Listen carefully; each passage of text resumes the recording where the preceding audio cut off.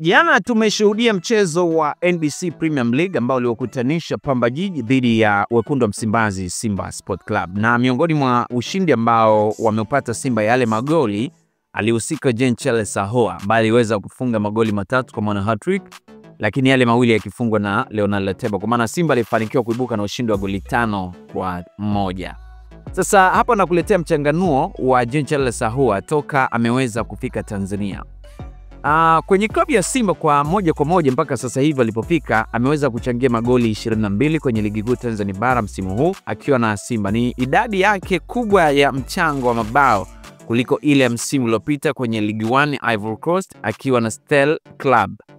Aliweza kwenye ligi hiyo aliweza kufunga magoli 21, aliweza kuasisti, alihusika kwenye magoli 21, aliweza kufunga 12, aliasisti 9 kwenye ligi kuu ya Ivory Coast. Hiyo ilikuwa ni msimu wa 2023-24. Lakini ligi kuu bara ameweza kufunga magoli 15, ameasisti 7, kwa maana ameshiriki katika magoli 22. Huu ni msimu wa 2024-2025. Sasa unaongoza katika mbio za kuwania kiatu. Sasa anaongoza pia kwenye zile mbio za kuwania kiatu cha ufungaji bora katika ligi kuu Tanzania bara kwa maana NBC Premier League msimu huu, kwa sababu yeye ana magoli 15. Lakini pia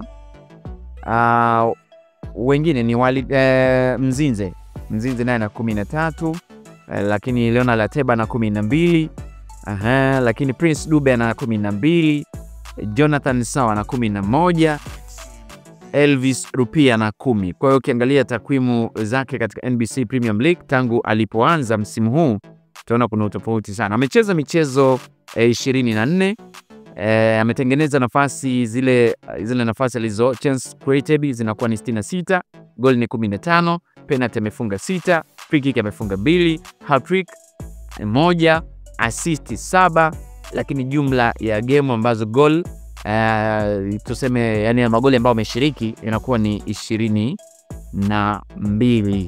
Basi lakini pia penalty kama kawaida, michezo yake na vitu kama hivyo. Yes.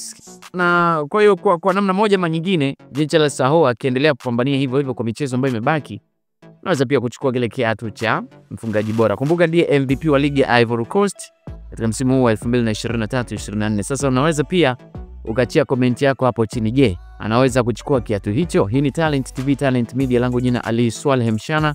TikTok natumia Mshana OG, lakini pale Instagram natumia Ali Swaleh_. Bye bye.